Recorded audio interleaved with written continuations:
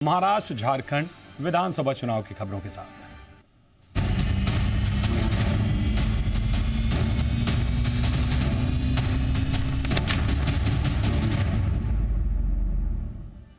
दो राज्यों की विधानसभा और कई राज्यों में उपचुनाव की अग्नि परीक्षा का परिणाम कल आएगा। नेताओं की मेहनत और उनके दावों पर जनता ने कितना भरोसा किया, इसकी तस्वीर साफ होने में 15 से 20 घंटे से भी कम समय बचा है। महाराष्ट्र में अगाड़ी आएगी या महायुति अपना दूसरा टर्म दोहराएगी, इसकी तस्वीर भी बिल्कुल साफ हो जाएगी। लेकिन काउंटिंग से पहले ही पार्टी और उनके नेता भले ही जीत के दावे कर रहे हों, लेकिन अंदर खाने अलग तरह की तैयारियां चल रही हैं। कोई प्लान ए पर काम कर रहा है तो कोई प्लान बी पर भी मशक्कत कर रहा है। चलिए इन दो राज्यों में कल की क्या तैयारियां हैं, ये जानने के लिए हमारे साथ मुंबई से जुड़ा है हमारे सहयोगी कपिल राउत। सबसे पहले कपिल, आपसे ये समझना चाहेंगे कि कल नतीजे आ जाएंगे, आज नेताओं में किस तरह की हलचल दिख रही है, राजनीतिक पार्टियां अपने विधायकों को लेकर क्या तैयारियां कर रही हैं? सबसे बड़ी बात है कि कल निकाल हाथ में वाला, नतीजा हाथ में आने वाला है। कौन जीतेगा, महायुति या महाविकास आघाड़ी, सबकी निगाह यहाँ पे लगी है। लेकिन एक सबसे बड़ी बात जो है, 3-4 मुद्दे जो सामने आ रहे हैं, वो सबसे बड़े ये मुद्दे हैं कि हर कोई अपने जो आमदार है, अपने जो एमएलए है, उनको सेफ रखने की कोशिश कर रहा है। कुछ लोगों ने तो कहा है जैसे ही विजयी घोषित होते हो अपना पर्चा लेके सीधा मुंबई आ जाओ।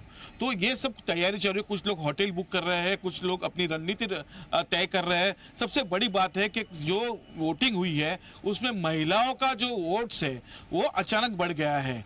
तो ये महिलाओं का वोट जो अचानक बढ़ गया है, बहुत पैमाने पे महिलाएं बाहर आई है और उन्होंने वोटिंग किया है, ये पहली बार हो रहा है। तो इसका जो फायदा है ये किसको होगा, ये देखना बहुत जरूरी है कि मुख्यमंत्री लाड़की बहन योजना का तो ये इम्पैक्ट नहीं है, ये सभी सोच है। दूसरी तरफ हम जाते हैं तो अगर महायुति और महाविकास की लड़ाई देखें तो कांटे की टक्कर रहेगी। तो कांटे की टक्कर अगर होती है, 2-4-5 से पीछे कोई रह जाता है, तो जो अपक्ष उम्मीदवार है उनको बहुत बड़ा डिमांड आ सकता है। करीबन 10 से 12 अपक्ष चुन के आ सकते ऐसे एक बताया जा रहा है। तो ये 10 या 12 जो अपक्ष उम्मीदवार हैं, इनकी डिमांड बढ़ सकती है। इनको अपनी तरफ खींचने के लिए दोनों में, महायुति हो महाविकास हो, बड़ा मार्केट खोल सकते हैं। एक बड़ी आर्थिक गणित इस पे जुड़ी हुई है। तो अपक्ष के ऊपर बहुत सारा डिपेंड्स है। जो अपक्ष है वो क्या रणनीति करते हैं, वो महायुति के साथ जाते हैं,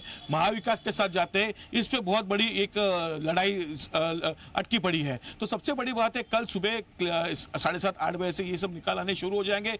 महायुति कितनी लेती है सीट्स, महाविकास आघाड़ी कितनी लीड लेती है, इस पे सबकी निगाह रहेगी। लेकिन सबसे बड़ी बात है कि अपक्ष उम्मीदवार कितने चुन के आते हैं और अपक्ष उम्मीदवार की क्या इच्छा है, किस तरह से वो जाते हैं, महायुति की तरफ जाते हैं या महाविकास की आघाड़ी के पास जाते हैं, इस पे बहुत बड़ा गणित, एक बहुत बड़ी समीकरण डिपेंड्स है। तो ये सभी समीकरण संभालने की कोशिश महायुति के नेता, महाविकास के आघाड़ी के नेता शुरू कर दिए हैं। सभी को फोन किए जा रहे हैं, अपक्ष उम्मीदवारों को, सभी को अलग जो कपिल, कल अगर हम देखें तो दो तरह की कवायद देखने को मिलेगी। एक तो कवायद ये रहेगी कि अपने विधायक जो जीत चुके हैं उनको सेव करने की, और दूसरी तरफ अगर विधायकों की जरूरत पड़ती है तो दूसरे विधायकों से संपर्क साधने की। तो दोनों प्लान है और प्लान बी पर पार्टियां किस तरह से काम कर रही हैं? सही बात है कि पहला प्लान तो यही रहेगा कि अपने जो विधायक है वो कहा जाए नहीं। अगर विधायक को लगता है कि अपनी नैया डूब सकती है, अपनी सत्ता नहीं आ सकती, तो शायद विधायक मूव कर सकते हैं दूसरी जगह पे। तो उसके लिए खास करके महाविकास आघाड़ी की तरफ से होटल्स बुक किए जा रहे हैं। उनको सख्त ताकीद दी गई है, जैसे विजयी घोषित करते हैं आज थे मुंबई आ जाओ, और मुंबई में हम लोग ने एक जगह आपको रखना है, संभल के रखना। महायुति का भी यही कहना रहेगा कि जितने भी आमदार है जो जीत के आएंगे उनको सबको मुंबई बुलाया जाएगा, क्योंकि अब सबसे बड़ी बात है 26 तारीख है, डेडलाइन 26 तारीख है, उसके पहले सत्ता स्थापन करना है दोनों की तरफ से। महायुति हो महाविकास आघाड़ी हो, दोनों यही चाहेंगे कि राष्ट्रपति लागवड ना लगे और 26 तारीख के पहले, 26 नवंबर के पहले सत्ता स्थापन हो। तो मुंबई में ही सारा खेल होने वाला है। तो मुंबई में ही सभी आमदार को बुलाया जाएगा, कहीं छुपाया जाएगा। और सबसे बड़ी बात है, जो अपक्ष उम्मीदवार चुन के आएंगे उस पर सबकी निगाह रहेगी, उनको कैसे अपनी तरफ खींच ले, उनको किस तरह से अपने पास लेके आए, इसके लिए सभी नेता हो इसके पीछे पड़े, आज से ही पीछे पड़े। आज ही बहुत लोगों को फोन गया है जो अपक्ष उम्मीदवार चुन के आ सकते हैं, जैसे बच्चू कडू हो गया, उनके पास 9 सीट है, बच्चू कडू के पास जो एक तीसरी आघाड़ी बोल सकते हैं, उनके पास 9 जो सीट्स है वो चुन के आ सकते हैं, तो उनसे बातचीत चालू हो गई है। तो ये सब बातें अभी हो रही है, लेकिन सबसे बड़ी बात है अपने जो चुन के आने वाले जो एमएलएज है उनको सेफ रखना, और दूसरी तरफ जो अपक्ष उम्मीदवार है वो उनको अपनी तरफ खींचना। यही गणित पे अभी सभी समीकरण जुड़ा हुआ है। बिल्कुल, ये तो बात हुई महाराष्ट्र की। और